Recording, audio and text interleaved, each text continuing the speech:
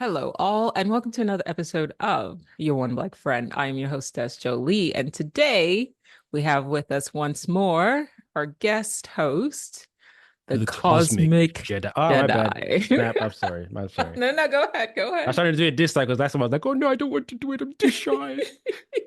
I'm introverted. Mm. Exactly. The Cosmic Jedi. Welcome back. Mm.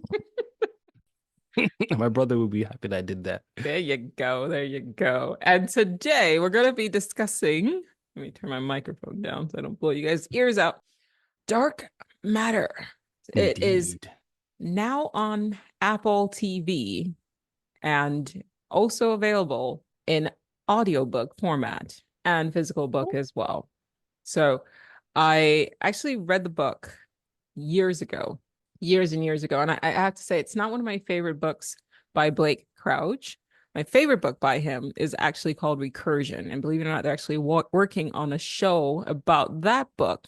And that one has to do with like using consciousness as a mechanism to time travel through parallel universes as well. Like it's a wild concept. I read that several times. I would recommend that. Dark Matter, I liked it, but I felt like it was lacking a little bit of like spice. And the show is actually one of those shows that you watch and you're like, this is actually, I don't want to say it's better than the book, but it definitely complements the book really well. Nice. What's the other one you said? Recursion by Blake Crouch, same author. I think he also did like Wayward Pines. It's the same author of that as well. Oh, no way. Yeah, yeah. So he The writes show about was good. pretty cool stuff. Yeah, I've not seen the show, but I'm familiar with it. That's we should probably watch that and then do an Yeah. episode on that too. Yeah, because my brother and I watched another show called From, and we think that that show was inspired by Wayward Pines. They're very similar. Okay. What's From about? It's similar to Wayward Pines, where I don't know if we're allowed to say it. If No, it's a go for spoiler, it. you're Look, at trapped this in a point, town right on a loop. they're stuck in a loop. Yeah, you whichever road or route that gets the car or whatever vehicle people are in, even if it's on foot into the town, they can't leave the town. Even if you follow the same route, you end up circling back to the town center. Hmm. It's creepy. It's good for a TV show. It's. I think you'll enjoy it based on some of the themes. And as a show, there are things that done where some characters are way too stupid for my liking.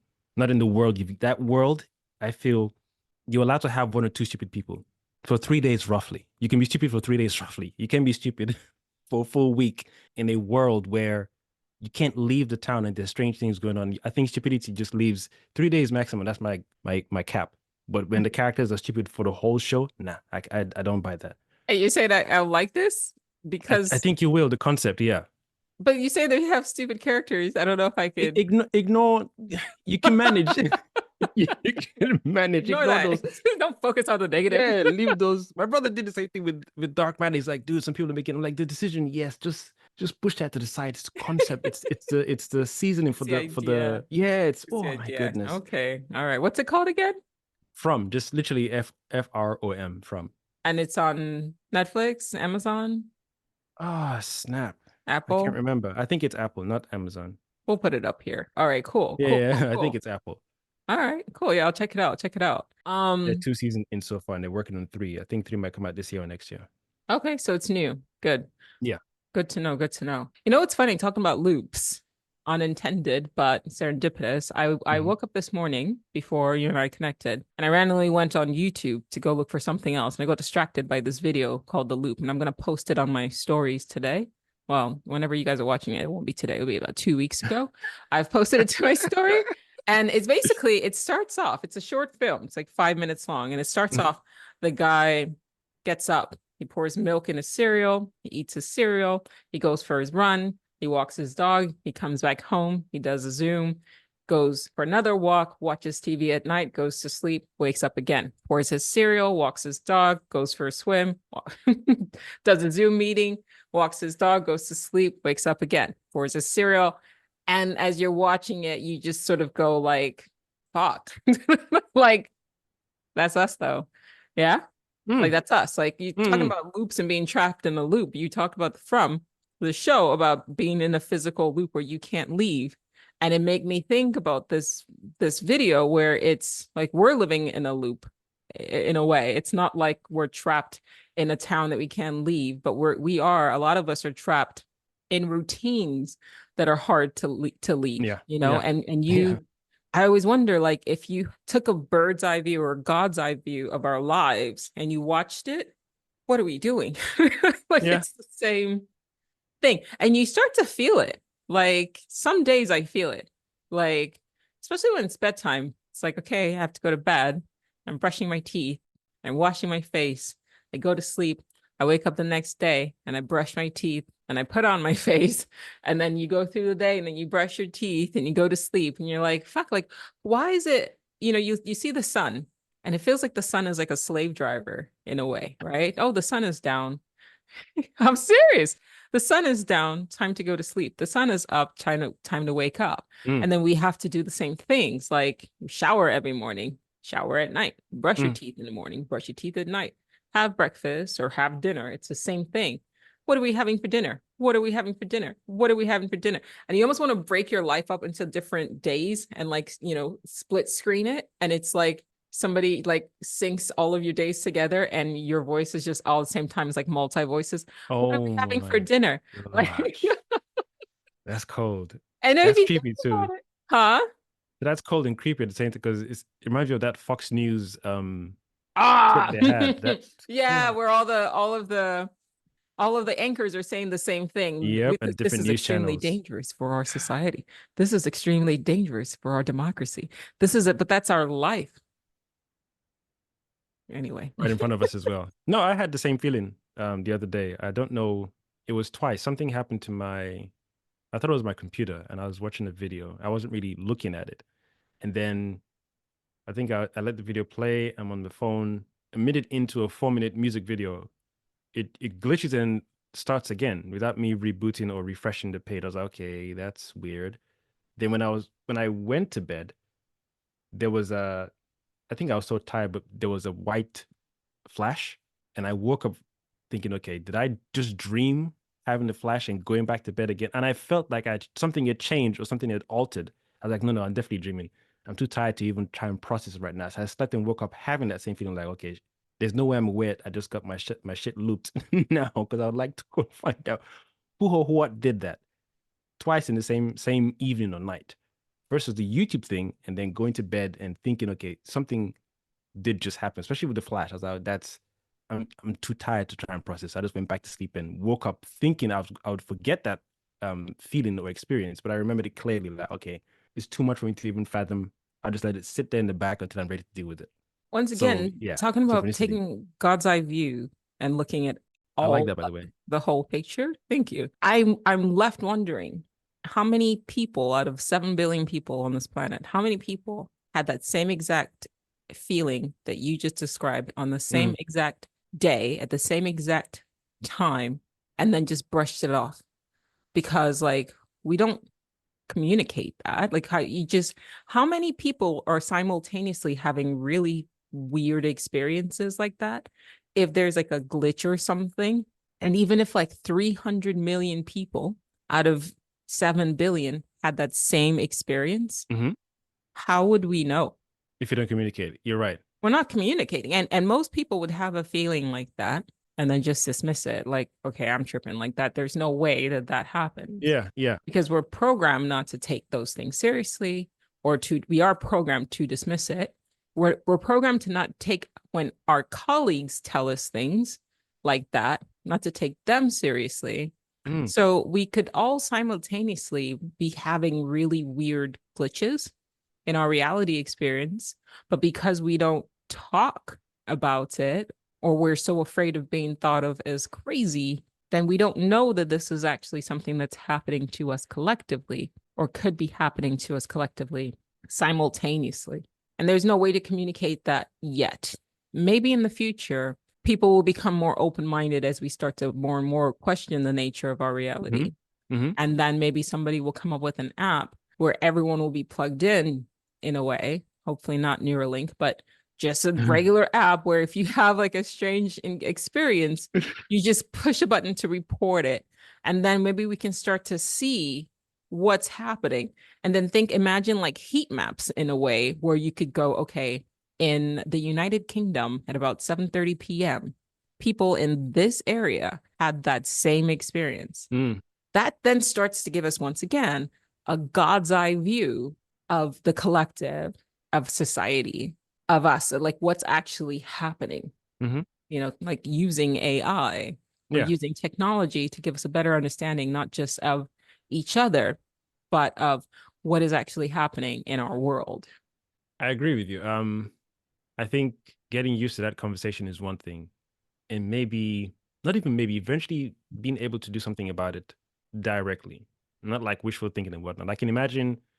I'll speak for myself. It's one thing to have the experience. I don't mind talking or not talking about it to anyone else. It's another thing to have an effect on the experience or with the experience or alter the experience or to navigate whatever that was. Because I've had and I still continue to have quote unquote strange things occur, but that one is different. I've had other things, but that one was like, nah, I don't take any substances. I don't drink anything. So a white flash. And then for me to think it was a dream and then no, it wasn't a dream, I was like, you know what? No, that one is definitely top of the list. There's others right underneath and right beside it, but that one's definitely top of the list. But I feel I'm more inclined to think some people don't even talk about it because, like, yeah, what am I going to do about it? I can't do anything about it. But I do agree with you. The environment we're in, we're not encouraged to speak on those things because maybe the more we talk about it, then the scenario or the a tear in our reality occurs where we can alter it and do something about it. Right. I feel like that division is programmed in for a reason. That sort Yeah. of don't take anybody saying something that's against the status quo. I think that's done for a reason. You Yeah. know what I mean? Like if this world is a construct, then it would make sense that we would be discouraged to talk about weird things. You know what I mean? It's Yeah. giving Westworld, right? Where the I haven't seen hosts, that. you've not seen it yet. No, not yet. I think I'm worried about the length of the episodes and seasons. I Just do think. just do one episode. In fact, just do the first season. You don't have to do the whole thing because Okay, cool. it gets kind of okay after season one. The first season was a masterpiece. It had Okay, Anthony all right. Hopkins. All right. Yeah, after that, you're just watching because you're invested. Oh, The okay. first season, I I had that, that feeling of like your brain expanding when something is happening to you, or you start to think like, holy shit, I never thought about that before. And Yeah. what the fuck is happening? I think it's called like derealization or something. I don't know. But I had so many moments of feeling that way. Like you could feel parts of like neural networks Mm-hmm. reshaping and Mm. changing in your head. That only happened season one. And so don't even worry about the rest. If Okay. you watch, and those to you guys listening as well, like if you've not watched Westworld yet and you watch just the first season, just take it one episode at a time, Nice. you'll be like, oh, okay. Yeah, Yeah. we're definitely some fucking robots or something. Oh, snap. Word. Just like that. I'm saying Okay. it certainly Okay. helps. It certainly helps put things into perspective in a way. They Mm-hmm. they low key tackle things quietly as well. Like they indirectly also tackle the idea of extraterrestrials. So there's some robots in there, for example, who are Native Americans. And when the humans freeze everything in order to come into the West world to make changes, some people don't freeze all the way. So it makes me think of like you, Cosmic, where that glitch happened or that light happened. And maybe that happens all the time and we just don't, like, we're programmed to not notice it. For whatever reason, you noticed it. Mm-hmm. Tie back to Westworld. Sometimes when they shut some of the robots down, not everybody shut down. Or if they were shut down, they were still perceiving like humans coming in with hazmat suits, changing things, taking people away and bringing them back in. And so the Native Americans in the West world would draw, like they would depict what to them they made spiritual, but to us, the viewers, we realize like, no, what they're actually drawing are the human support people coming into the theme park and taking away the robots to make, changes to them and Mm-hmm. then putting them back in. And that made me think of what we consider aliens and extraterrestrials. Like we're projecting this outer worldly vibe to them, but they could be nothing more than like maintenance crew that come into our reality and make changes, but we're making it a mystic event, and it's just like minimum wage workers doing their job in like Mm, their, you know, maintenance cars or whatever, but that's just what they need to do in order to come in and move things around. And so, what if that light glitch experience that you had really happens all the time? If we loop the same day over and over, how would you know? Like the whole concept, can no, your seriously, consciousness know that? how would you, maybe, but maybe that's once again because we are constantly like dismissing our own observations. We're constantly dismissing our own feelings. How do you know that today we're recording this right now? It's a Saturday. What the fuck is a Saturday? Oh, you want to go there. I'm just saying, look, I said it. What is a Saturday? It's just these are arbitrary. Sun goes up, sun goes down, sun goes up.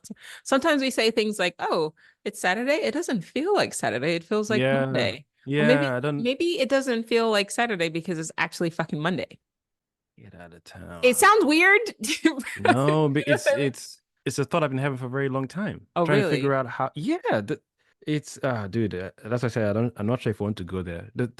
I've always thought to myself the first person or persons to name a day, Right. whatever language, whatever tone or sound.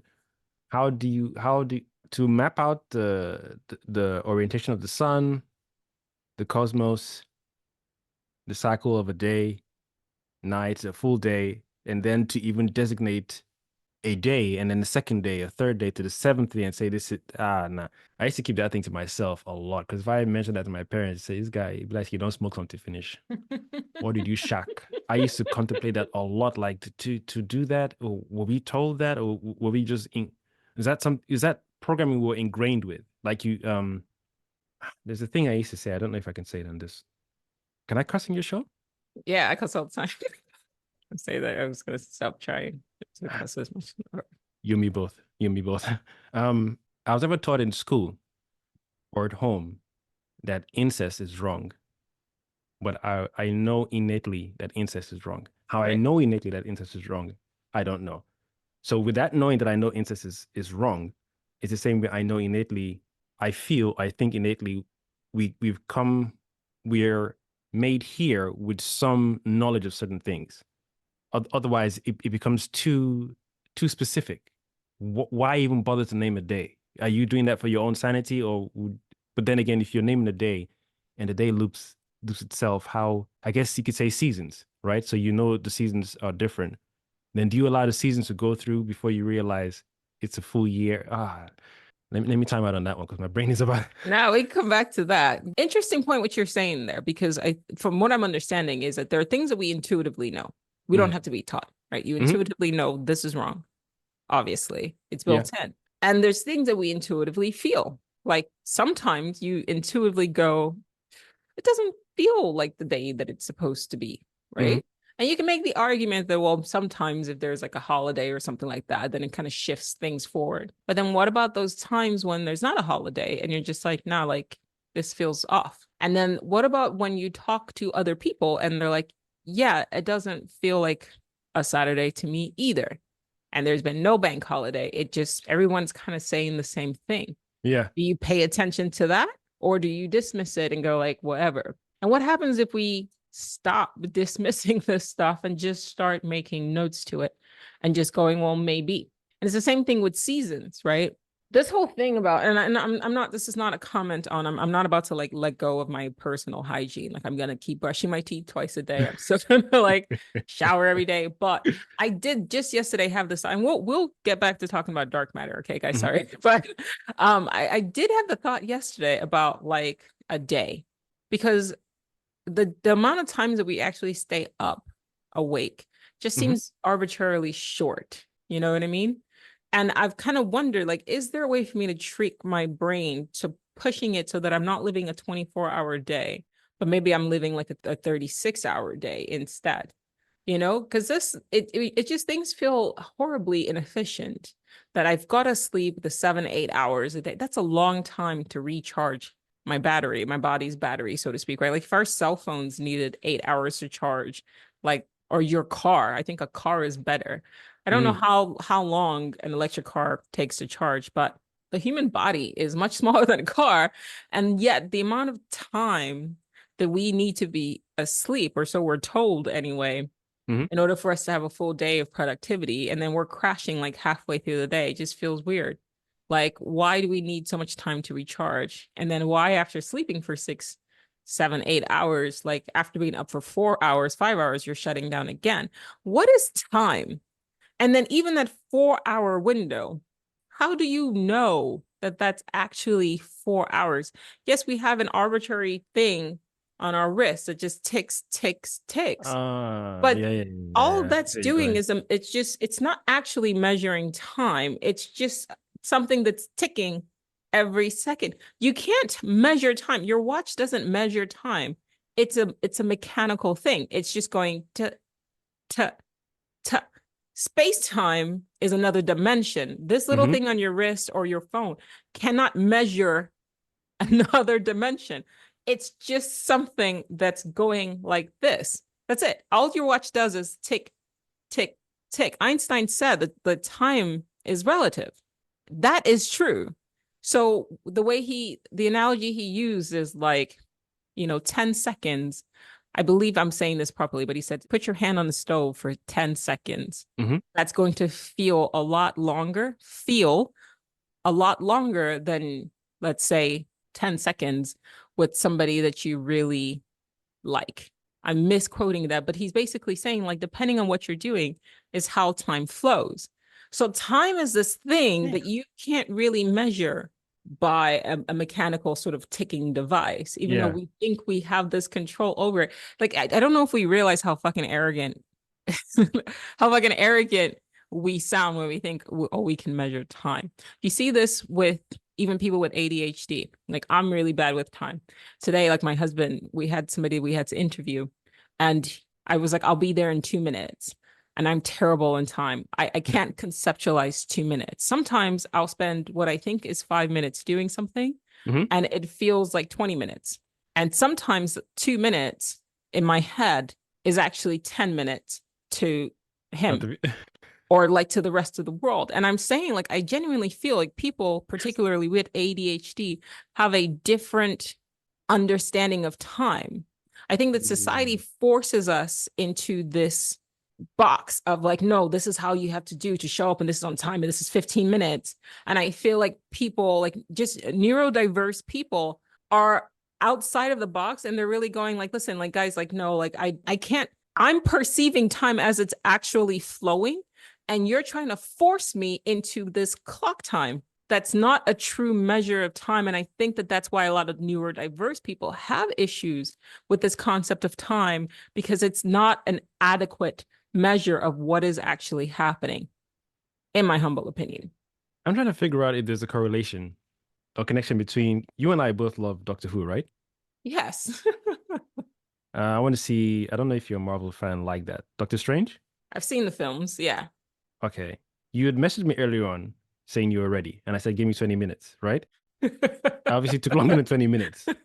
I Yeah. do a thing with my brother when we're going to, even if a brother or family member or friends, I don't use, if I say I'm going to meet at 2 o'clock, I say either 2 o'clock or 1 o'clock. They then say, why do you take it backwards instead of forwards? Why not just say or two?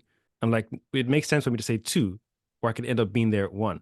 They're like, that doesn't make sense. It makes sense to say you could be there at one, or if you're late, end up being there at two. I Mm. can I can explain to them why I say that, but I feel saying 2 o'clock, I might end up being there at 1 o'clock makes more sense to me than saying I'll be there at 1 o'clock, I might end up being at 2 o'clock. So That's that time interesting. thing, it's no joke. It's something that used to plague me for a while, especially at school and no, college.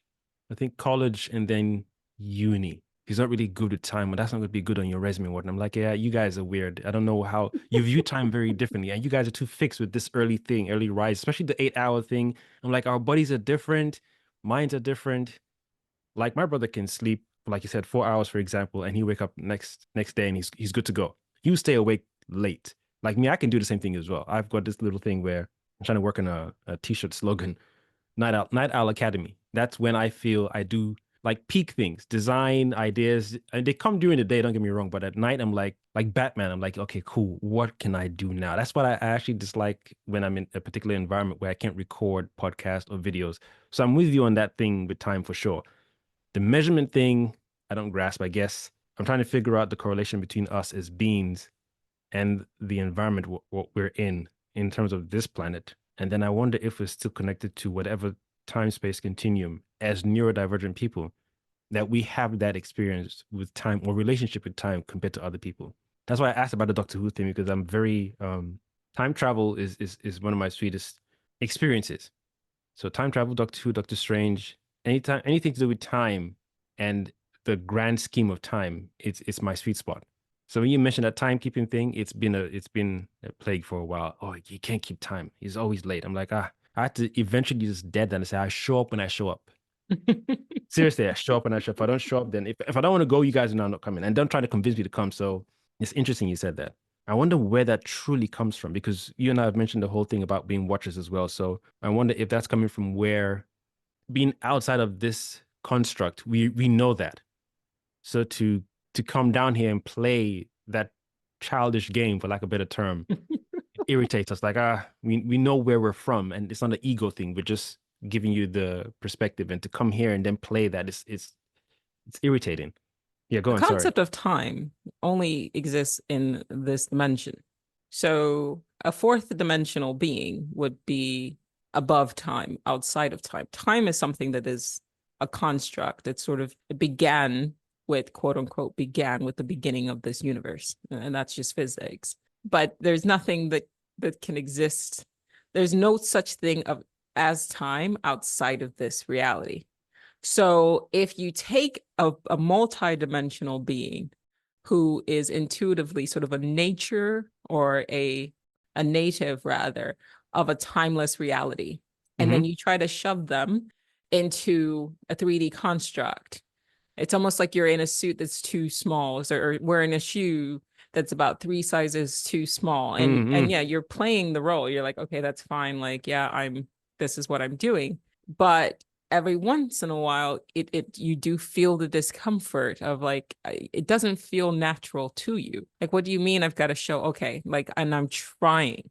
So this idea of setting, and that's my day. Like I have to set a timer to shower, right? This is it. And then set a timer to, okay, now get dressed, set a timer. That's if I've got to be somewhere at a particular time. And, like my husband says, like you're so intelligent, and yet something like this, just getting ready on time, I don't understand how that escapes you. And Hmm. that bothers me a little bit, because I think on a certain level, I kind of feel the same way too. Like, how difficult can it be just to get to somewhere? And another thing too is like, so we have another interview tomorrow. We're interviewing somebody else. And he said, well, what time should I tell her to come? And I said, well, 10 is fine.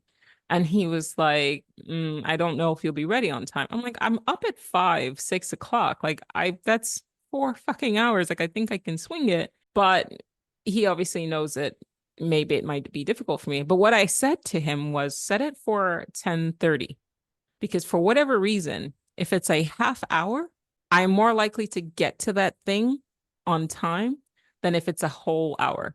I don't No fucking way. know why.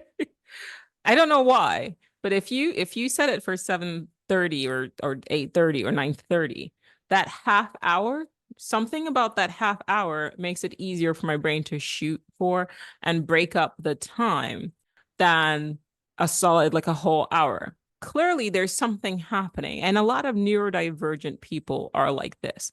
A lot of neurodivergent people are also very intelligent, and so I don't know if it's fair to say, to equate the two, to say it's so simple showing up on time. Why can't you do this? As opposed to maybe there's something wrong with this sort of arbitrary, like, way we decided to keep time. People forget that this whole sundial thing, this from sundial to watch, it was the Egyptians, right? And the Chinese, I believe, it was a shadow. So it was the sun, and the Mm-hmm. shadow that it cast was what they used to measure, you know, the day or whatever, but it's still dependent on some fucking ball in the sky, guys. Like that's where so when I say you got the slave driver in the sky, I don't have a problem with this, with the sun. But if you take the sun out, or if you live somewhere, let's say all of civilization came from a place like Iceland or Greenland or somewhere more like there, then how we would measure time would be different, because you don't have that, turn every hour where you can measure change. Time is just a measure. The way we understand time presently is just a measure of change over time. That's not actually what time is. So what you said to me was you tend to be more productive at night. And that bothers me, because there are a lot of neurodivergent people who are exactly the same way. And yet we have these like, quote, 24-hour days. And you take an individual who maybe it just takes them a certain amount of hours to get going and then to start getting Agreed. productive. And then Agreed. right at the moment where they're like, okay, my engine is ready to go, everybody has to shut down and go to sleep. And how, like, so we end up in situations where we're considered like lazy, or we're not good with time, or insomniacs, or all this sort of bullshit. And it's like, no, you forced us into these like 8-hour work days or whatever, and you're forcing people. So you're creating a society where people who wake up ready to go and their brains are okay, like they're most productive, like 30 minutes an hour. And those people also tend to be people that are very like more physical in their orientation as far as work is concerned, less cerebral. Because yeah, if you're getting up and you have to like do things that just require more physical work and less creative thinking, you don't need that to go. Like a bird can get up and go get a worm. Right. Yeah. Or fish can get up and go catch a fish. Like you don't need much. If you're creating, there's a lot more energy. It's like pulling a generator. And then it takes time. There's a lot more energy it takes to do creative work. And that's natural. This arbitrary marker of time is not. And the way we have our system set up, where you've got people, that are set up to be employees, not necessarily entrepreneurs. Right. And then you're trying to force entrepreneurs who need more time to get their minds going. And then by the time they get going, you shut the day down. And then you say there's something wrong with them because they've not managed to somehow force their brains to be more productive in the daytime. How's that right? It's not even a matter of fairness. It is what it is. But there's something wrong with our society. We're all individuals, like 7 billion people. There's different sects. There's different minds, that there are different people that do different things. How is that helpful for society as a whole? If you're making people who need time to get going before they get things going. And it's not a coincidence that a lot of really creative people also are very like neurodivergent, also report the same thing. They have issues with insomnia because they have issues. They're not insomniac. The system that you're trying to force them into, that's when they're most productive. But if you're forcing them to get up when they should be sleeping. And that would be their own natural cycle. Yeah, with the environment they're in. Right. And the environment wouldn't betray them with that cycle. Again, that inbuilt thing where you operate this particular way, I operate this particular way. Same thing. I'm just going to flash back to church days as well. Gosh, I used to dislike those days. Just waking up at a particular time. It's like, we're going to see God in this space. Why do we have to wake up so early? And why am I feeling groggy? There's no celebration. There's no excitement. It's just this irritation at this time of the morning to go and see. Yeah. So I fully agree with you on that one. Yeah. Definitely there's something off with the system for sure. And there's a part of my mind where it's like, it's a deliberate thing. I'm thinking of Harry Potter with not the main movies, the ones that came out after. I know what you're talking about. Keep going. There was a line where Colin Farrell, was it Colin Farrell? That's his name, right? Or the other one? Is it Colin Farrell who plays Penguin in the new Batman? Yeah. There's a line he says where he's like, I'm not going to do it justice, but he's like, why do we have to hide underneath the city when we are the primary, they're the secondary? Now, I didn't want to take that line to be, because he was made to be the villain in the movie. I didn't want to see it. I didn't want to look at it like a supremacy thing. We're supreme and they're inferior. I just I wondered then when that line was said, if we're looking at it like this world was made by which people, the nomads or the magi, the magicians. It feels like they made the world and then they had to give up that role or frequency or position to then stay on the ground whilst the nomad just carried on with their day. And you could see the difference as well, where I think I can't remember the year cycle it was in, but they were doing the whole industrial thing, just about getting whatever money they needed, just about making ends meet. I think at the factory, I think, with the guy who was working, the chubby dude who was working at the factory. Basically, there's this false idea is they're running things well. Whereas in the nomad world, you can think up something, you can teleport from one place to another. You don't necessarily need cars. You're magicians. You can make anything happen. You're interacting with different. I almost got it, but it left different creatures, different. Fantastic Beasts Thank you, series is what thank you're you. talking about. Yeah. That line he said really got me thinking that day. I was like, oh, snap. So I thought you guys were. It felt like the whole. I don't know history too well when it comes to the pagans over here in UK. When Romans came and then, well, who they call pagans. You came from wherever you came from to push people out who already live in harmony with the environment, and then you force your way of living onto And them. them, or even though, like you said, people operate differently to the cycle of the day and night or the environment we're in. You shouldn't have to create a grand construct to force everyone. It's almost like forcing everyone to eat a particular meal or food despite the different blood types. It's such a strange thing. That's where my brain is going basically when you mention all those things. That thing hasn't left my head yet from that movie. It really made me connect to Colin Farrell's character. Is it Colin Farrell? Is his name?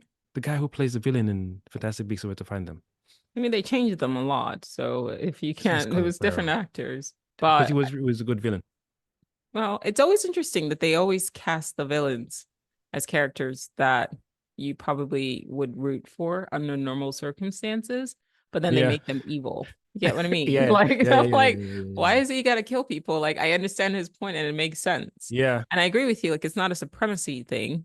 Mm, It's almost like to use a hive mind or a hive analogy again.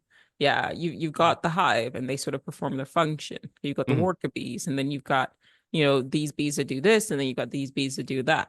It's okay that the system is meant to sort of support the majority of people. And you see this sort of delineation happening even with like personality tests, right?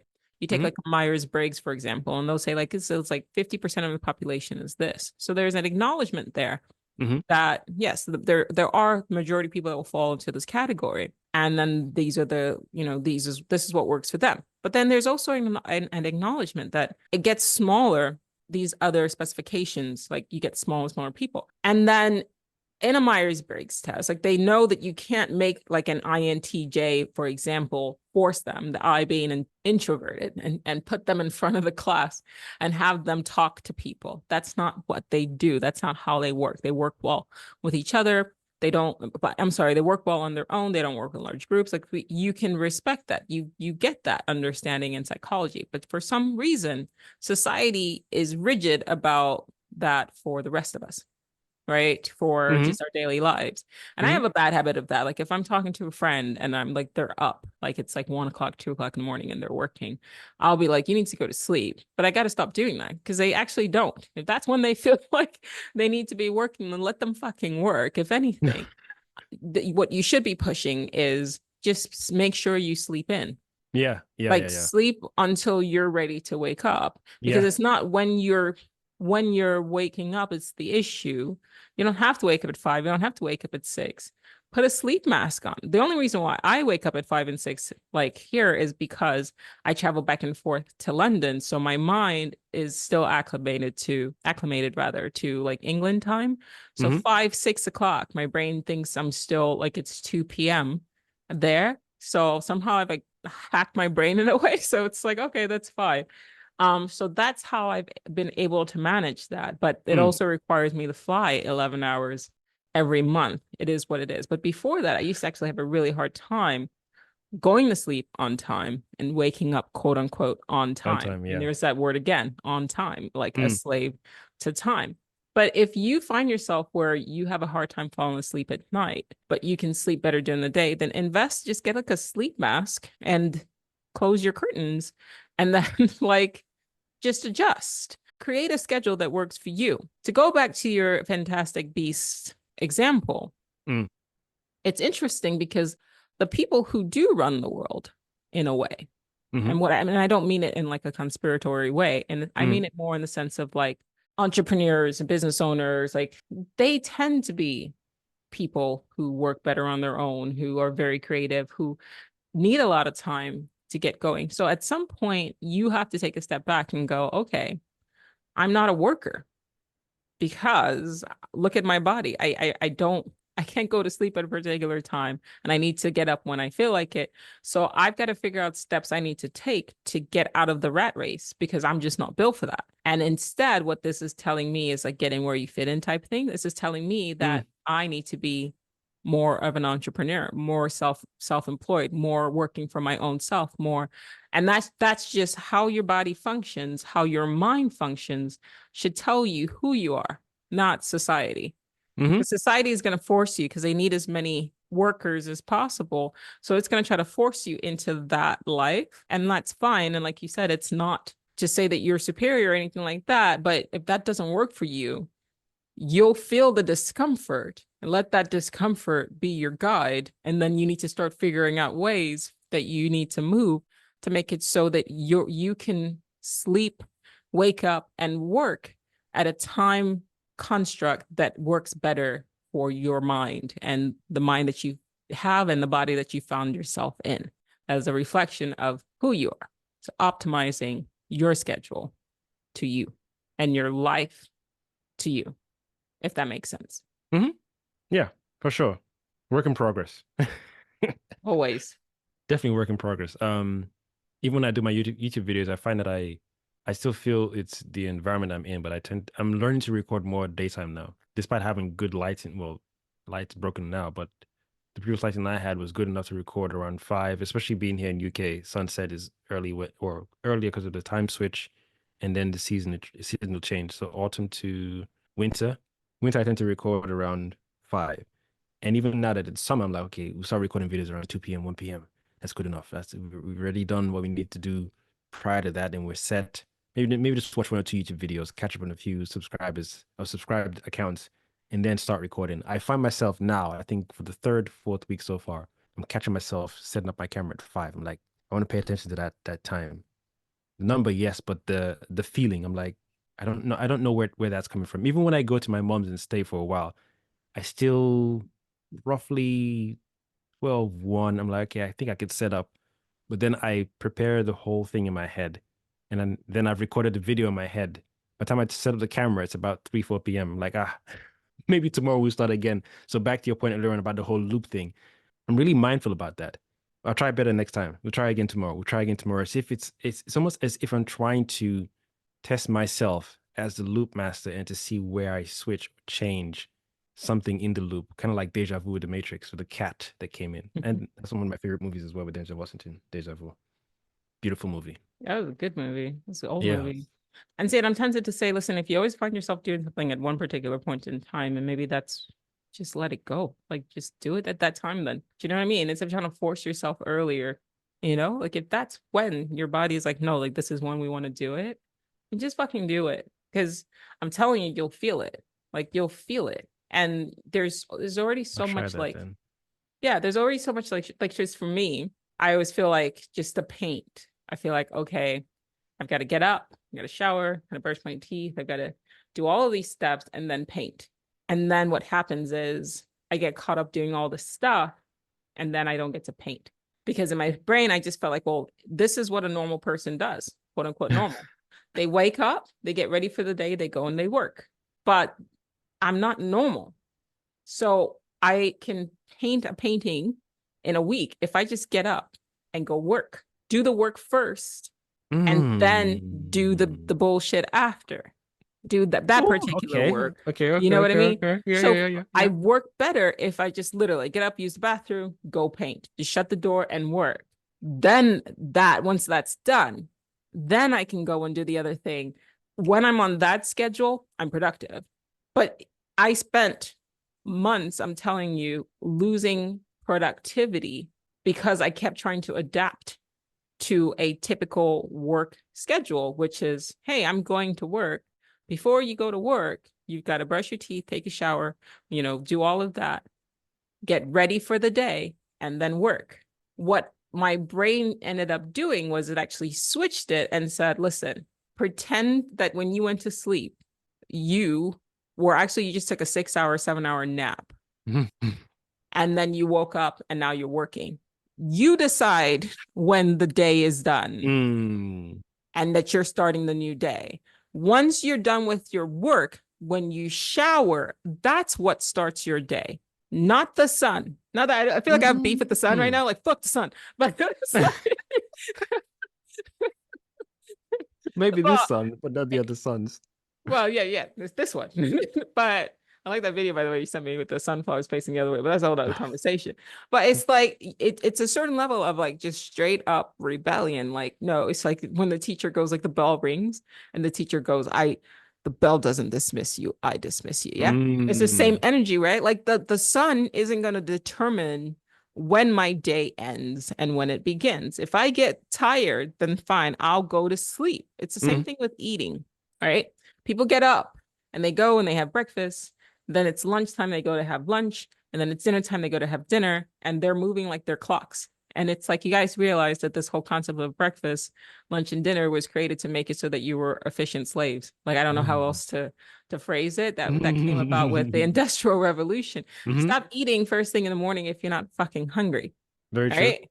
Very true. You determine, like, if you're tired, go to sleep. If you're hungry, go eat. You don't get up and immediately go take a shower if you've got work to do and you feel compelled to work.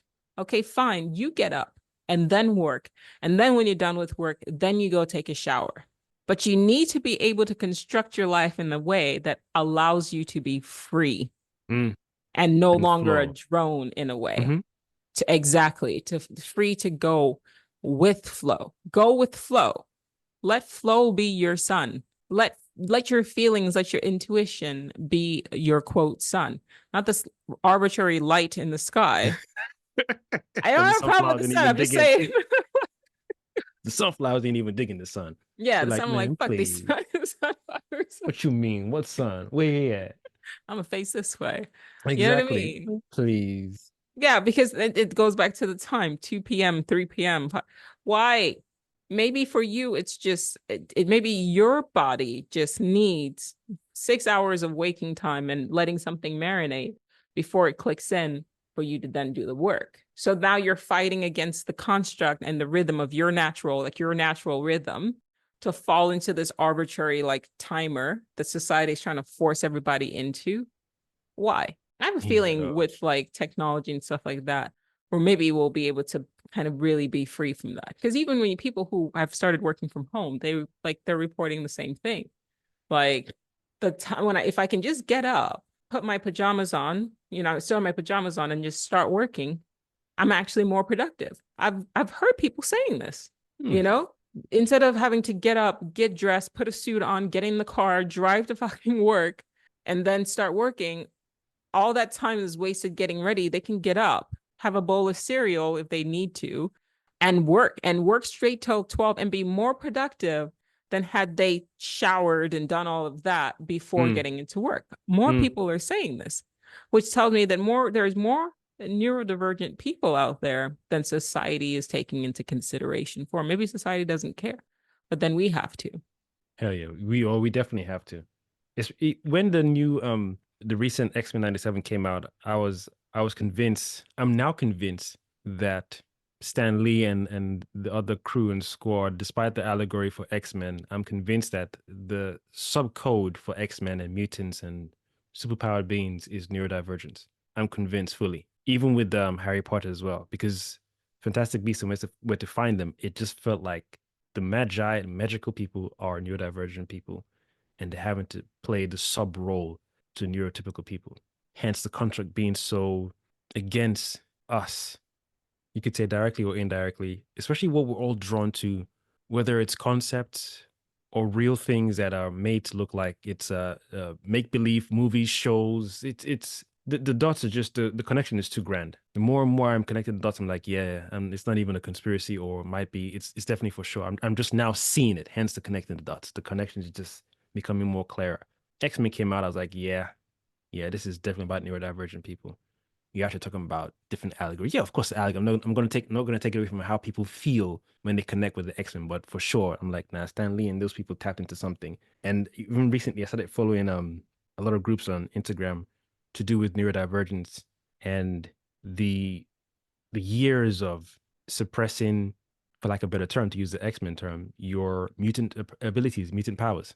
Just sitting on that. And I remember school for me was whack. I didn't enjoy my school experience. Maybe it's the school I went to, even the concept of school where you have private, public, boarding school, just like you mentioned earlier on about the whole how your body clock works. It would make sense. That's why I appreciate the concept or the idea of even both Magneto and Xavier. The fact that Xavier says this is a space where you can come and be, and will teach you and assist you to utilize your gifts and abilities well. So that way you're in sync and in harmony with not only yourself, but others who are like you, similar to you, but different as well.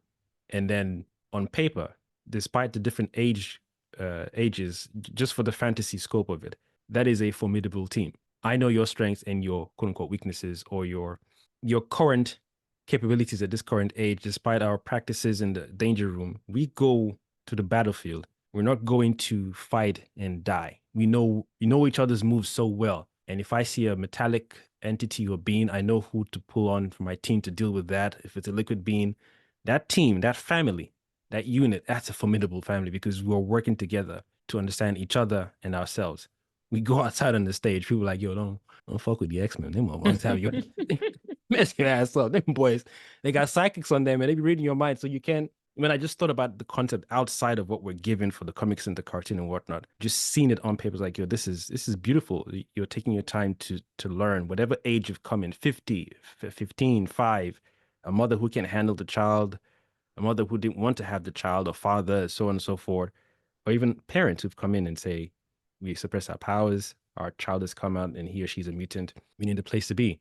When I sat down to look at it like that, then that's when I reflected back on my schooling experience. I was like, oh, I wonder how that would have looked like if my parents were educated on what a mutant ability is. Over here in UK, especially with these pages I'm following, I don't know if it's because I'm on this device a lot. And like when it comes to Caucasian people embracing that neurodivergent aspect, I haven't seen a group of Nigerians or Africans on this platform, or I haven't looked, shall I say? Let me say that I haven't looked. But the way they embrace it is different. And then I think to myself, my dad is neurodivergent, but he would have been shunned for expressing that mutant ability. My mom is dyslexic as well, neurodivergent, but she would have been shunned as well. Both my mother and father are artistic. My auntie on my mother's side is artistic. They painted a lot. My father loved mosaic, very good at Scrabble, card games. So all these little things I'm just looking at from a distance, like, okay, so you guys definitely have this mutant powers, but because the environment you were in, I wonder how that impacted you. Okay, before the disorder and outside invaders came to look for our trouble, what were the terms you would use for neurodivergent people? Like, did you have a system to say, this person has this mutant power? This is this is the environment we should create for this person or these persons in our village, in our empire, in our city, town, state, country, whatever term you want to use, before any nonsense happened. Native Americans, Mayans, Mexicans, whatever group you want to mention, they must have had systems in place to honor the differences within their groups. So what I'm tempted to say, or what I want to say, is like, imagine, and I do this a lot with my art, and I'm going to be doing it more and more so. But if you go to jollyartist.com, you'll see the description when you land on the page. I say, like, my paintings are like, imagine a parallel universe, right? So imagine classical art from a parallel universe Mm, where there was no slavery, there was no misogyny, there was no, like, it was equality. So what would the mm, classical art from the 1600s, 1700s from that time period look like? Right? There was no racism. What would that look like? Well, clearly you would have female painters and they wouldn't paint for the male gaze. So hmm the only way I can get the art from that parallel universe into this one is by painting it. I could see that world. hmm If I can imagine it, it's real. hmm hmm But I don't have a wormhole. I don't have an Einstein-Rosen bridge. So I Not can't yet. jump realities to go and bring it here. But I can definitely mentally Mm-hmm. use my skills to bring it here. And what you're talking about with mutants versus disabilities is the same thing. Somewhere out there is a parallel universe where people who are dyslexic. Like some of my closest friends are dyslexic, and I love their fucking minds because it's just the way they see things. They're very quick. And yet we live in a society that like says, no, you've got a disability. And it's like, Mm. no, they don't have a disability. Mm-hmm. Their inability to read the written word doesn't mean that there's something wrong with them. The written word is a relatively recent invention. People forget it's an invention. If you are Mm-hmm. incapable of using an iPhone because the light flashing causes like epileptic seizures for you, Mm-hmm. it doesn't mean you're disabled. It just means that you aren't able to use the technology. That's it. There's nothing wrong with you. Writing the written word is a relatively recent invention. Before time and throughout most of the time and through most societies, people were able to pass on information through oral tradition. And the amount of information and data that the human mind could hold before the advent of the book and subsequent technology was massive. We've now Mm-hmm. become largely handicapped by being dependent on technology and being dependent on books. There was a time when you used to know everybody's phone number. Now the only phone number I know of my spouse, my mother, and myself. That's it. Yeah, Sorry, that Dad. I time, don't know yeah. your phone number. Everybody knows their mom's phone number by head. I don't know Yeah, why. funny enough, yeah. Yeah. That's it. So, but now that the brain goes, oh wait, I can just store it, you lose that ability. There was a time when people used to be able to communicate telepathically. I've talked about this on the Mm-hmm. podcast. Mm-hmm. There are cultures out there that National Geographic actually like investigated, and these people still communicate telepathically. They are removed from technology. What technology does is come in and it says, okay, you know the thing that intrinsically you guys could do? Well, here, now pay for it. In a way, it does democratize certain human abilities. It gives it Mm. to everybody. So it's a dual sword. But in the other way, it also diminishes your ability to do the thing. Mm. That telepathic communication is soon Mm-hmm. to become something like Neuralink.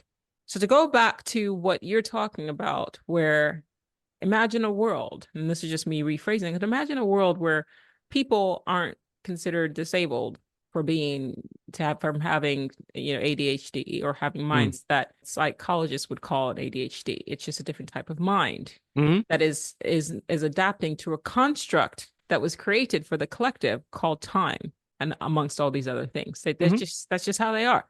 And the same thing with dyslexics and all these other sort of like autism, all like just ESP savants, all of that. Somewhere out there is a parallel universe where these people are nurtured from a young age. The system is set up to spot these things, and then they are given the right, like particularly in the case of kids with autism, they're given the right sort of nutrition, the right sort of vitamins, the right sort of coaching, and all of that, so that they are able to sort of grow into and lean into the things that they do have, like that are their strong suits. Mm. If we can imagine that, then it exists somewhere as a parallel universe. Mm-hmm. And I'm trying to use that as a seg to talk about dark Dark matter. matter. Echo, echo, echo. Nice Okay. segue. Hey, I was like, we gotta tie it together. Yeah, tie it together. So for those of you Yeah. who haven't seen it, I don't even think you can spoil it because it's in the preview. It's the first episode. It is what it is. Here it is. Yeah. I will spoil it. Sorry. There's this guy who's a physics professor in our reality. Mm-hmm. And he gets kidnapped by his doppelganger from a parallel universe who Mm-hmm. is a practicing physicist. It's much more advanced than he is. And he's created this box that allows his doppelganger has created this box that allows him to essentially shift to all versions of reality that exist simultaneously right now as probabilities, Mm. basically. Yeah. And that's how it kind of turns. So the show goes on to describe how the box works, which is fucking amazing. And I think at this point, if you haven't seen the show or you care about spoilers, come back and watch this. We're gonna do our best to not spoil the show. Yeah, Um, hopefully. but if we do, like, sorry, like we're gonna talk about it. I don't mind spoilers, but if you do, spoiler alert, because we're gonna talk about it. It's a Um, beautiful show as well. And I almost want to say I would have said in the past for any other show, watch the trailer, but this show I would say don't watch the trailer because I think it spoiled it for my brother. Yeah, he was expecting something because he watched the trailer. Whereas I saw clips of the show and not the exact official trailer. So by the time I jumped on board when episode one occurred, my mind was already blown. I didn't know anything prior to episode one. But the trailer spoils the premise for episode one. So when my brother saw the reveal, it was like, okay, yeah, and I was like, ah, crap, trailer messed it up. So if you're intrigued, if it sounds intriguing to you already, anything to do with doppelganger, if you like parallel Earth concept and infinite Earths, if you're a DC fan and you're into what did Flash do? Reverse Flash? Flashpoint. There you go. If that's your jam, don't watch the trailer. Get on the show. You won't regret it. We promise. To me personally, it didn't spoil. I didn't watch the trailer. I kind of did the same thing where I was just like, oh shit, Dark Matter is a show now. And I went and watched it. And Yeah, because you said you've read a book already. yeah, I Yeah. read the book. So to me, it didn't bother me. And I think I would have figured it out pretty quickly, like, oh, that's just his doppelganger from a parallel universe. Even I if I didn't had want read the to. book. Huh? I didn't want to figure it out. I mean, they let you know really quickly. It's Yeah, not. there was a point where his voice was like, "Is why would you get this?" And I That's said, what I "Hold on, why said. would you I don't think it's a yeah, I was like, spoiler. his Like voice sounds just like, no, you can't literally fool the me. first episode you known. Like it wasn't really Yeah, a spoiler, like in my opinion, because that's him. They weren't trying to why are they hiding his face then? Like, come on. yeah, but that's the part that got me because when he called his name, I was like, okay, his buddy had that means his friend wants something from him and he paid this guy to get him. Then I thought that's too specific because he left the bar and took this particular route. Then I thought, okay, how many routes does he take to get home? So if his friend set him up, then that's the only route, or that's the fastest route from the bar to his house. So that's why it makes sense to pay the guy and say, stay at this particular bridge. The main character's name is Jason, by the way. Jason always takes this route to go Jason. home from the bar. I was like, okay, cool. So his friend Ryan, I don't want to spoil it, but yeah, Spoil it. yeah. This the relationship. Let me give me a second. Let me reset. What pulls me to the show is experience I was having before I started watching it. That's why I said I'm surprised you got on it before me because I intended to send you the stuff, then find out that you read the book already. I'm letting go of my past decisions in terms of who I dated or who I dated, my son's mother. And I'm in that process towards the end of letting go of the regret. That if I'd made a different choice, where would I be now kind of thing. So the Mm. show just came in literally, let's say I'm maybe like 5 more days away before I finish that cycle of regret. The show just came right on the fifth day. I was like, there's no way. I love when the No. universe like talks to you. The experience Jason A, the main Jason we start the show with, is going through. It's literally, it feels like my experience because the neural, say it again, What do you his mean? profession, neurophysicist. Oh, he's just a physicist. Yeah, he's a Thank you, physics physicist. professor. Yeah. And the choices he's made in his life, this kind of this is the cards I've been dealt. So therefore, let's do it. He could have you could tell he was on that crossroads where he can easily, I think when his wife got pregnant. Was he married with to her before she got pregnant, or did I they? don't think so. From what I remember from the show, and I was like half watching it until I started paying attention. I believe that they had dated. Then there was a point where she got pregnant. Mhm. And if I'm remembering this correctly, he basically asked her to abort the kid. Jason A. Hmm. No, no, Ooh. no, no, no. The one that comes in, the doppelganger. So in the parallel universe.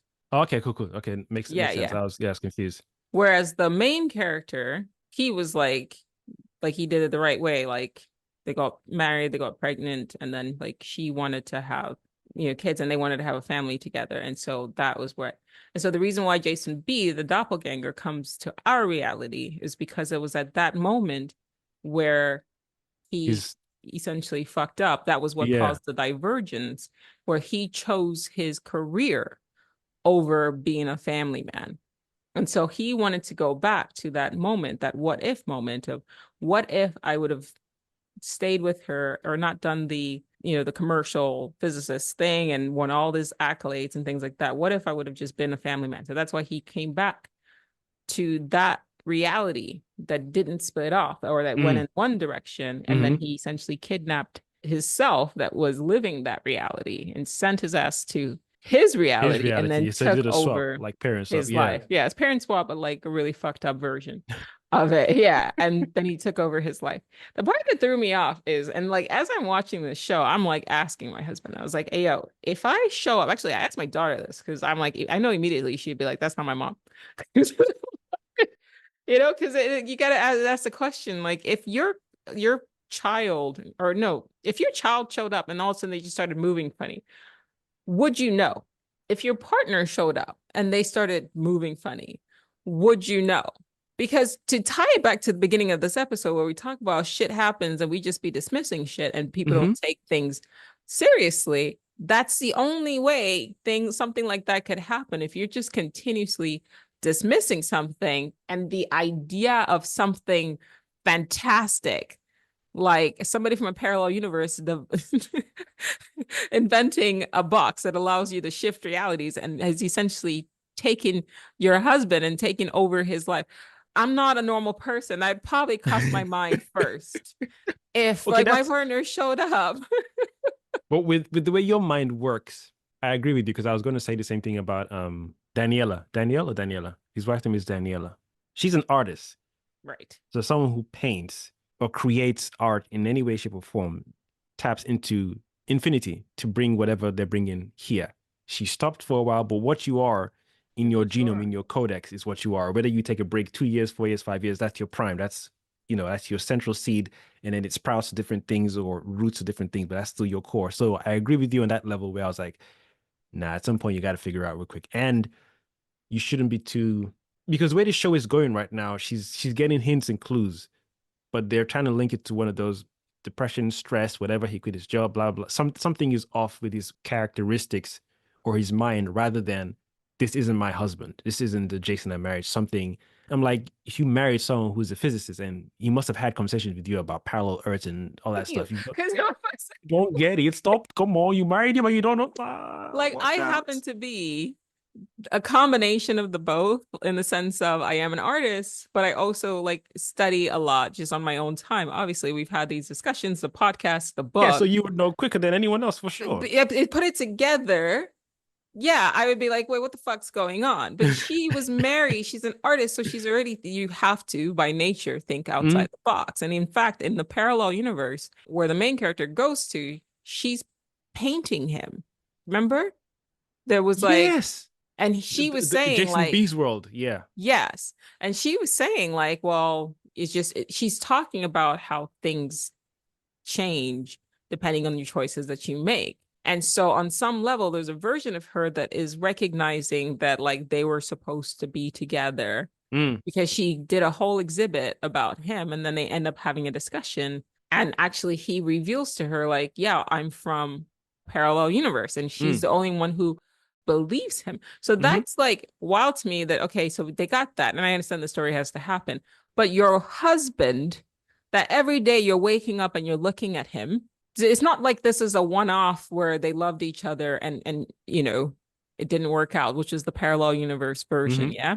And that's why she created a whole exhibit, because on some level it's resonating that she would have been with him. And that is showing up in her art, right? So we talked about how your parallel universes, your past lives even can have a way of showing up in art. I've talked about how growing up, I would just continuously paint like Victorian and Georgian women. Like I would draw before I could paint, I would draw over and over again Victorian and Georgian women. And I'm still to this day doing that. And it finally clicked for me like, wait, I think something's trying to tell you that, Joe, you probably in a past life lived in this time. And now every month I'm going to London. Why? Of all the places, why? There's this sort of innate sort of drive there. So it reverberates. Things that are parallel or at least tied to us are Hmm. paths, either parallel in the sense of you and a past incarnation, or parallel in a sense of you and a parallel version of yourself. In the case of dark matter, it will echo.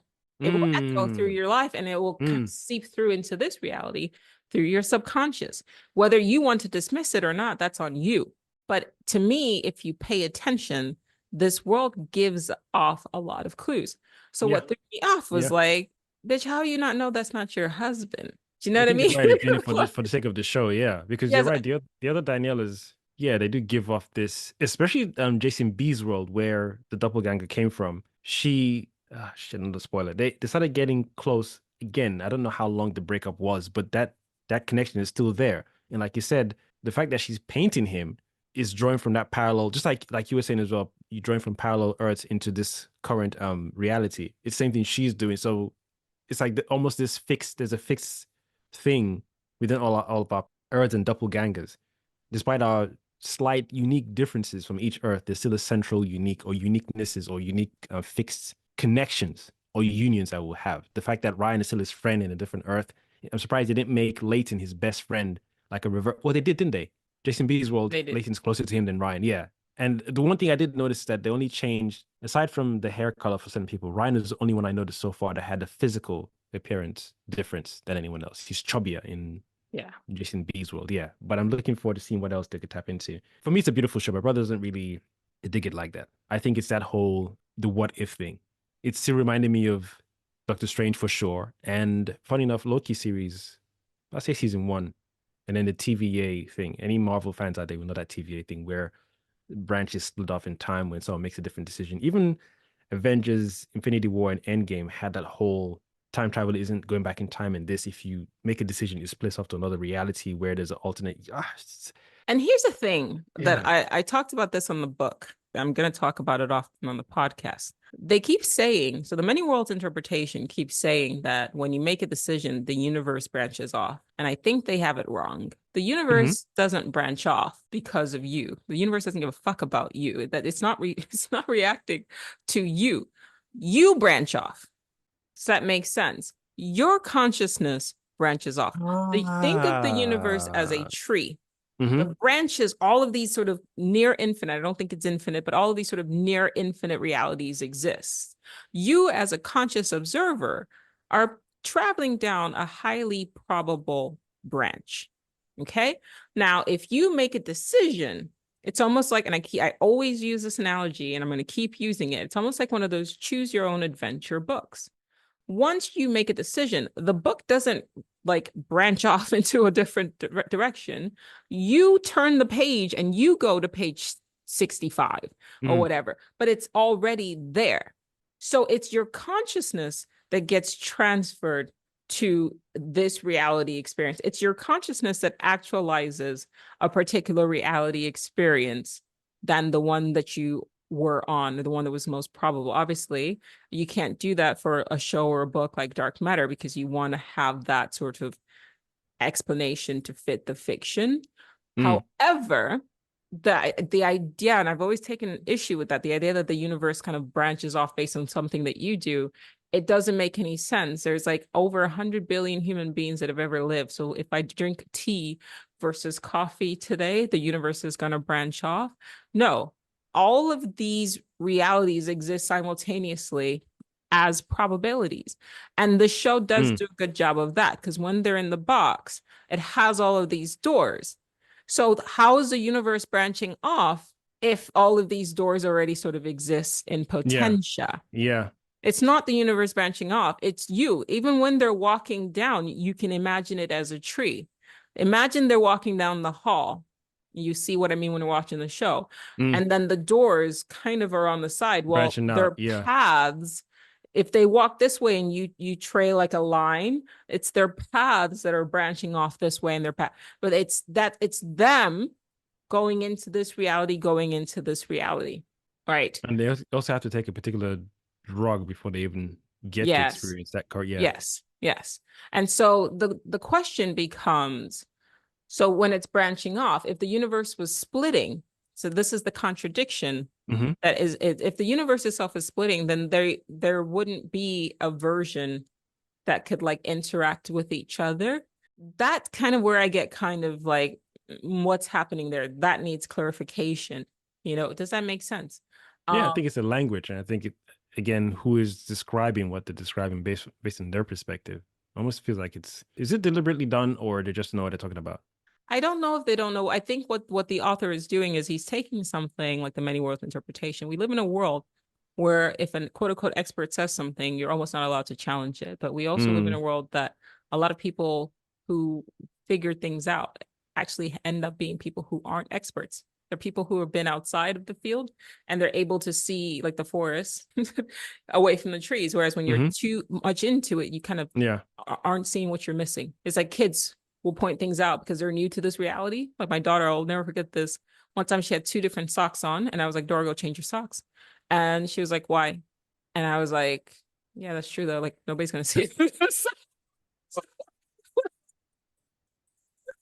It's just, all right, touche. Like, where are your socks? Yeah, very simple. Why? Yeah, true. It's a Yeah, very but simple. Yeah. but if you're just always like, no, you always have to have socks, your socks always have to match. It's like, why do they always have to match? And then from that point on, you could even start a business where now you're selling mismatched socks. That could be a whole thing. That could be a whole brand. You know, just because something has always been a particular way doesn't mean that that's how it always has to be. And so I think the thing is, like when Blake Crouch wrote Dark Matter, he was basing it on, you know, his principle of the many worlds interpretation and tying it to Schrodinger's cat. You know, that you're living in a superposition of both dead and alive. And then it's the observation that determines which way the reality branches off. That to me is confusing, the whole branching off part. I think what happens is your consciousness gets uploaded into, like, imagine all these doors. Your consciousness gets uploaded into, like, let's say one reality. Okay. And for the most part, it's your consciousness that's shifting through a myriad of different realities based on your decision. More than likely, there is one like trunk that it's a high probability that you're going to live. If you don't do anything to sort of deviate from your path, then you're going to stay. You're going to, you know, more than likely, you're going to get up, you know, brush your teeth, go to sleep, do it again. And that's going to be your fucking loop. Unless you do something really drastic, and then that's going to shift you into a branch. It's not the universe branching off. The branches are there. You've got this trunk that's the most probable life path based on your genetic predisposition, based on your ancestral, like, you know, predisposition, based on inherited, you know, trauma, based on the society, your age, your race. You're more than likely, this is the construct, this is the path that you're going to. But if you do something dramatic, you can kind of shift into this reality. Or if you experience death, like if you die in one path, since consciousness cannot experience death, your consciousness just gets shifted to a different branch where your body dies in this branch or this trunk, but then you shift down, your consciousness shifts off to this branch, and then you carry on until you expire and you reach your final, you know, life path. But then it can loop back again. Anthony Peake talks about this in a lot of his books. Is there life after death? The Labyrinth of Time. He talks about that a lot. And a lot of his books kind of are repetitive, but he's basically saying the same thing, that you can sort of loop back into the same life. And then he uses like eternal return, and he talks about the writings of P.D. Uzbensky, where you can, this is hard, but if you could do something radical, do something drastic, and you can shift to a different path. It then begs the question of, one, what happens to the consciousness? Because I've been asked this before. What happens to the consciousness that was in the body of a parallel universe that you've shifted into? And my answer to that is twofold. One, there could be parallel universes that your body is just sort of an NPC, in the sense of like a philosophical zombie. It's on its routine, it's on its loop. And then once your consciousness, after you experience death in one reality, you transfer into this one, then you wake up into that body. And that's when you feel all of a sudden like you feel conscious. Like you wake up and you're like, whoa, something's off. And a lot of people have reported that, you know, where they're like, I feel like I'm all of a sudden becoming sentient, right? Pay attention to that. Just like we say, you pay attention to that feeling of like, this doesn't feel like a Saturday. Pay attention to that feeling of like, wow, like something, I feel all of a sudden more aware. That could have been by you, I mean your consciousness dying in one reality and then getting transferred into like a branch, and then you take over the form. Another explanation could be like, think of consciousness like drops of water. In that parallel universe could be another body that's you, but the consciousness in that, you can think of it as a drop of water, And then when you die in one reality, if you branch off to this one, then the two combine into another drop. So one drop plus one drop makes one drop, one consciousness from one branch and another consciousness, a pre-existing consciousness of another branch comes together. And then it makes one drop. It's just a bigger, more like a more bigger drop, a more conscious being. And then you get that feeling of like hyper awareness, which I've talked about that on the podcast as well. I think it was like a few months ago, even I was like, I think a parallel version of myself died in one reality and then shifted into me because all of a sudden I became hyper aware. So I think that's more of an explanation of what's happening. Now, to tie it back to say, okay, well, technology, what can technology do? Well, technology has the ability to give to us things that we intuitively and naturally can do, but it does it in an unnatural way. Is there a way for you to create a machine where you take a drug, which is what is depicted? Because why are they using the drug? That's where it gets lost. I think that because a drug is shifting his consciousness into different forms, and that's where it's going to get hard to explain because of the pre-established foundation in the story. It forces the consciousness into a different body. But because this is an action story, they made it so that he physically is going into a parallel universe. And I think that's where it gets confusing because why do they then need the drug? You know? The drug initiates the superpositioning thing, right? It does something to the brain so the brain can accept like that's changes, but that doesn't make any sense to me. To me, it's like they're close, but they're not quite close, right? Because there's a subtle acknowledgement that this is something where you're not physically traveling. It's your mind. It's the mind. Because even when they're in the box, he's saying to her, the lady that ends up shifting realities with him and going through Amanda, the multiverse, he's saying to her, "What were you thinking before we went through that door?"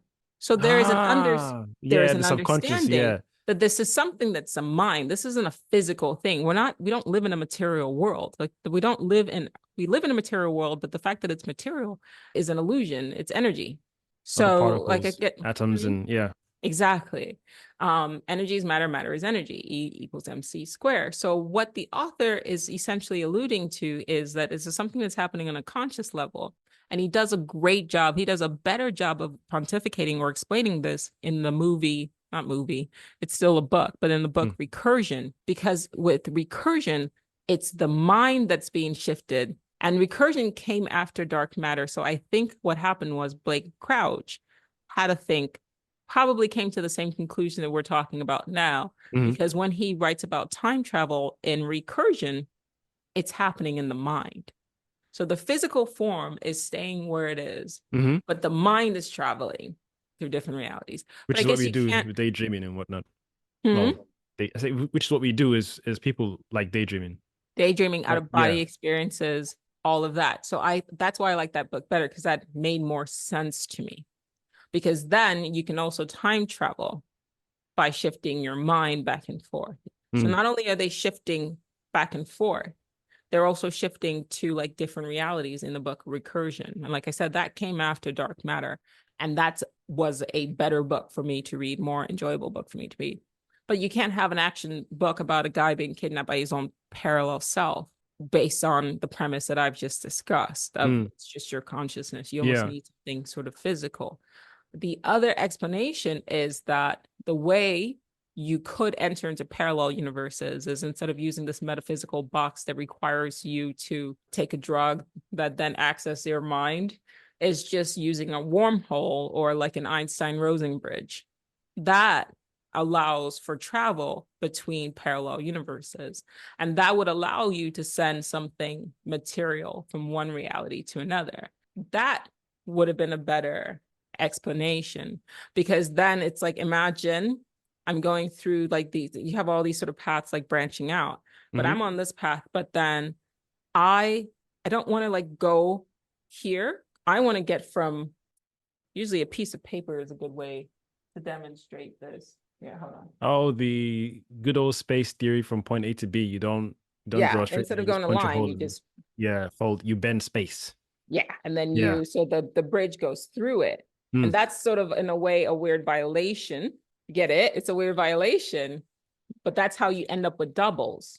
Mm. Because it's not your mind anymore shifting. It's It's now not your you body. physically, Yeah. yeah. So you're working with the fabric of space time, and then you're walking through an Einstein-Rosen bridge to get to a parallel universe. And I think, not to criticize the show because it's still a great show, but I think if that would have been incorporated in the science of it, where the box was kind of like it was using wormhole technology. I hate saying wormhole, by the way, but it was Why? it was using wormhole.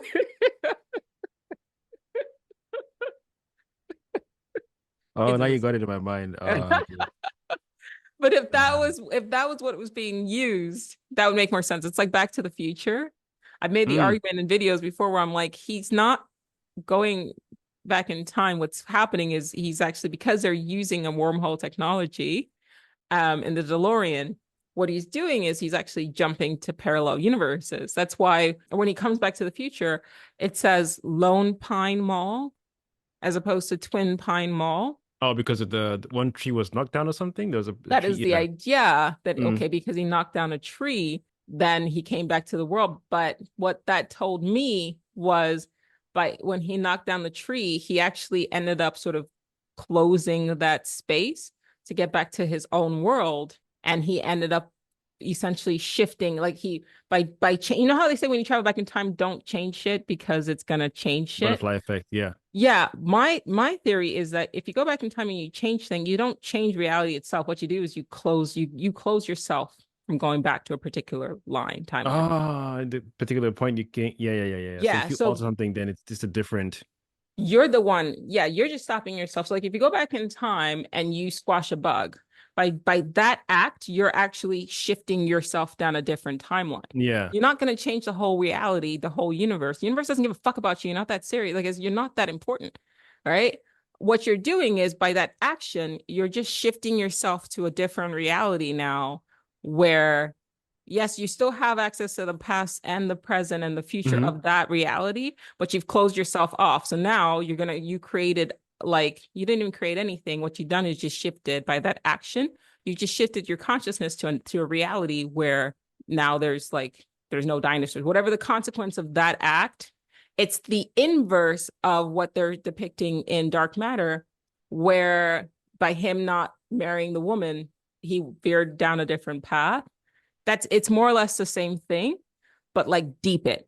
If you go back in time and you make a change, that change doesn't change all of history. It just shifts you down a different timeline. Yeah. That's it. Especially when the time journey is from your perspective, rather than, yeah. Yeah, you're the Maybe from one. your, It's your yeah. path. You don't change all of history. There's another book, I forget what it's called, but it was Stephen King's book, where he goes back to try to stop Kennedy from being assassinated. It's been a long time since I read it. It's a good book, and they made a show out of it. I think I saw it on Hulu as well, but it was like years ago. I don't know if it's still on there. What's it called? But hmm, What's the show called? I don't remember, but I'll put it up and I'll text you when I look it up. But what that's saying is, it doesn't stop Kennedy from being assassinated in our reality. You're not that powerful. He will always because all of time is happening right now. You can't change your timeline in this reality. That's the story. What you can do is just go to a different one. Mm. By the act, and I wish one day this actually gets depicted. And I hope I'm involved in it. But That was smooth. Just a pause too. The pause was smooth. It's where you look at the camera and then that's smooth, that's smooth, that's smooth. We'll go yeah, on. so what he did is he just shifted to a reality, because remember in Dark Matter he's saying your intention is your Yeah, intention the words were that very specific. determines your reality experience. That determines what door gets open. So if he's looking for a world where, I want to go to a world where Kennedy was never assassinated, the whole time you're fooling yourself thinking that you have the power to bend reality to your will. No, you don't. All you're doing is, by setting that intention, you're just Mm. shifting yourself to a reality where Kennedy didn't get assassinated. The reality where he did will always be that. What you've done is removed yourself from that line, which then means that you can't go back. So to go back in the future, he will never be able to go back to his family somewhere out there is his reality where he never goes back, and they've reported him missing. He's now a kid in like a cardboard box, and nobody knows what happened to him. Like he's gone now. Like he was kidnapped by some crazy like scientist with white hair. Like that would be a good movie. Well, sort of Mm-hmm. fucked up, but like how does he take Back to the Future and blend it with dark matter? And this kid is trying to get back to his original timeline. Oh, that would be good. Take the DeLorean and put it in Yeah. the box. How about retrofitting the DeLorean to be like the box? Yeah, like incorporate the two Yeah, then each time he where opens the door, it's a different reality. So that means you have to black out tint the windows, otherwise it gives it away. So windows are tinted because you don't want any outside sensory to disturb. So it's all dark tinted windows, gets into the car, maybe takes a drug or not takes a drug, does whatever he does with the doesn't engine, need the open the drug door. with the Yeah, true. yeah, with the wormhole. There's Lauren. Yeah. Ah, Yeah. dude. I like that one. I like that one because yeah, that's already going to be creepy. You can't hear anything, you can't see anything. Dark windows, everything. You open the door, it's a different. Ah, dude. But it stops him using the drug, and then this way, and then what the give is that he now has to just look for Twin Pine. Yeah, yeah, yeah, That's yeah. the so like in Dark Matter, how this guy, he's looking for his right wife, you know, the right version of his wife. Like he keeps encountering like fucked up versions where like Earth is like covered by water, Earth is like scorched, the sun Oh, exploded, all this stuff. But he's trying to find his right wife. And you tie it back to Back to the Future. He's trying to find Twin Pine Mall, and instead he's finding like Triple Pine Mall or No no Mall Pine or Mall. No Pine Mall or something completely different. Yeah, but he's trying to find his original family. Like that would be, and you make it serious, like you don't make it all like Funny 80s or gimmicky, whatever. gimmicky. Yeah. Yeah, like you make it like dark matter. But he realizes like, wow, all this time he thought he went back to his original family, but yeah, this whole time they actually think he's missing, and it was like his father's all depressed. And anyway, that's mine. No, no, no. I see it. That's a real take on it because it's true. The perspective of time travel that most of us have so far, it is from watching these movies. Aside from reading certain books, it's a concept maybe some of us have innate within us, but the shared idea we have is literally from these books and movies, especially with Avengers Endgame. They do reference all the time travel movies we have seen so far. I think they mentioned even Terminator as well. So that concept that we all or most of us share is definitely skewed to an extent for sure. In reality, yeah, you shift your reality, like you said, family be worried about where Marty McFly has gone. If they could do a refresh or a remake or something else similar and made it like Dark Matter, I am interested in seeing that. Now you piqued my interest. In another reality, someone's made that movie and show and it's popular and Obviously, it's if I kicking can ass. talk about it, and that's the thing that I keep trying to like stress, the whole thing about creative, and you said it, is like artists are tuned in. And by artists, I don't mean just oil painters. I mean Mm-hmm. writers, I mean like thinkers, I mean like, Mm-hmm. you storytellers. But they're tapped in to the tree, all of these realities. So what an artist actually does is they have the vision, and they're able to sort of talk about things that exist in other worlds.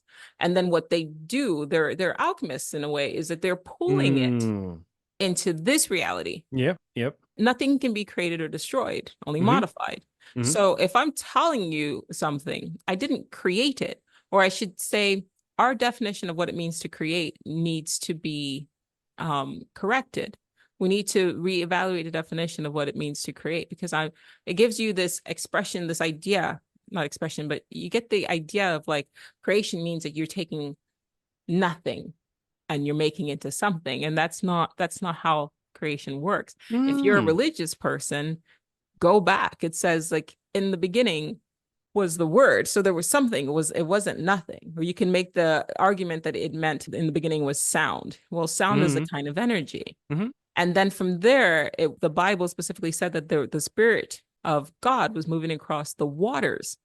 It didn't, the God of the Bible is not said to create water. It found water. And then from there, it started terraforming the planet, and it separated the waters from the earth, and then said, okay, let there be light. So then it put the sun here, tying it back, it put the light here, and then started pulling the plants and so it, to me, Genesis reads like something is terraforming a planet that already had water. It didn't create water, it modified. And that's what artists do. For me to sit and paint something, I'm not inventing a species. I'm taking different things. I'm taking somebody's eyes, I'm taking somebody's nose, I'm taking things that already exist, and then I'm putting them together to show you something new. But it's not actually new. There's nothing new under the sun. It's just new to us in this reality. It exists in another reality. All I did was pull it into this one and show it to you. This is something that exists in potentia out of an infinite or near infinite versions of reality. Here's one thing. Here's a picture of something that exists in a parallel universe. That's what artists do. How about pulling from parallel realities and then from source code?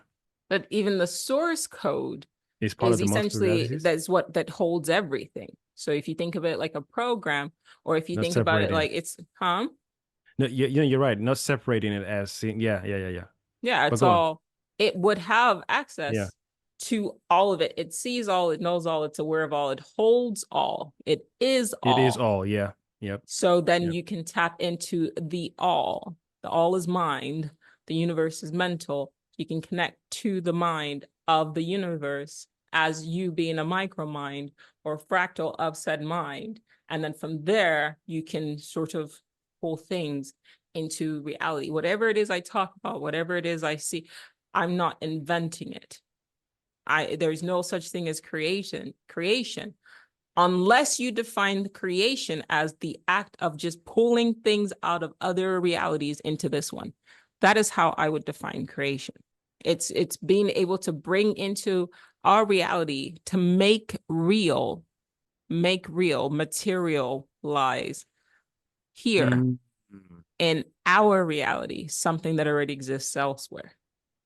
Nothing can be created or destroyed. It can only modify it. Yeah. Make a copy of it. You know, I'm doing a painting right now. You can't see. But one day I'll post it, or I'll have it behind me.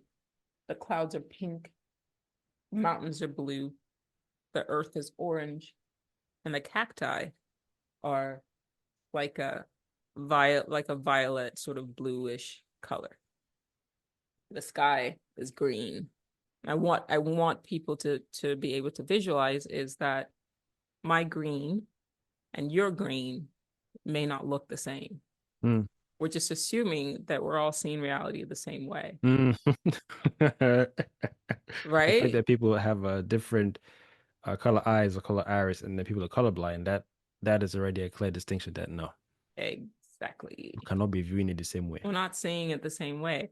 If an event happens, like a crime occurs, you get 20 people and you ask them, tell me what happens. Even just telling an event that happened that we all saw, people are going to give different renditions of it.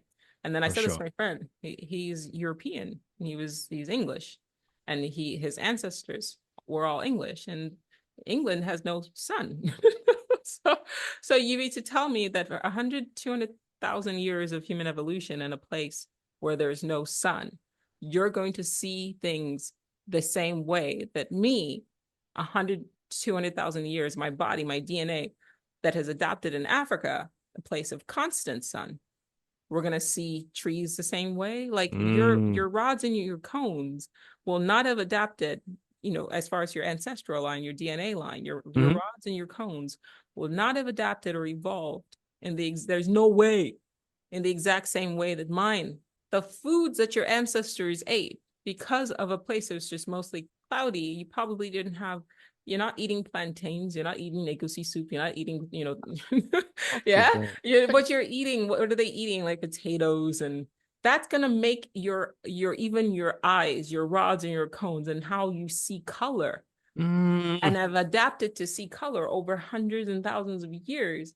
There's no way, even taste. Because I come from a long line of ancestors, peppers and onions and spices, and that over time changes your code. There's no way you're gonna taste food. Food is gonna look the same to you and me The trees are going to look the same. The sky's not going to look the same to me. There's Mm. no way we're all seeing reality the same way. So if I say, and I'm not, these are facts, right? If I say the sky is blue, there's no way for you to say that your blue and my blue are the same blue. There's no way, unless you can't go on my eyeballs and see, wait, oh shit, no, she's not seeing blue the way I see. There's no way, because all we could do is compare, right? I could say it's blue like the sky, and then you could go, okay, yeah, that makes sense. Except that your blue could be my green. And then you bring up a brilliant point about just we know GP, there are people out there who are functioning and they're colorblind. Like they can't see reds or they can't see blues. Like we know that for a fact. So what makes you think that like my world could be completely in technicolor? I could be living in a cartoon world compared to you, and you would have no way of knowing. Like everything could just be intense compared to Yeah, you. very true. And you could Or be very living like soft a as well, or some are exactly. dim and a little sepia-ish. Woo, woo. We have no way of knowing. Even look at the screen side by side. Look at the color palette Yeah, between that's what I was asking your you earlier on. If my thing was dark, because on the display screen it's darker. Even find it hard to look at your screen and the lens, so that way it doesn't look like I'm not paying attention to you when you're talking. Hopefully the viewers can understand that. I've looked at you because I've moved your window right underneath my lens, so I'm looking at the lens.